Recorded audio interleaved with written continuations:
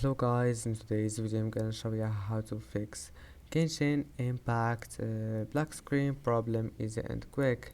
If you want to fix this problem, all you need to do first just right click on your PC on your desktop and then click NVIDIA control panel.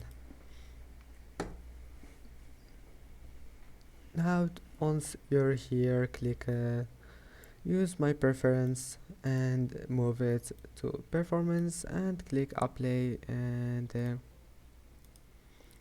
that's it. Just go back and after that just close all the applications here, applications that you don't need, right click on it and close it, and also close the applications here, and that's it. Now just open Genshin Impact and try again, and you will find that your problem is fixed. And that's it for today's video. Don't forget to like and see you in the next video.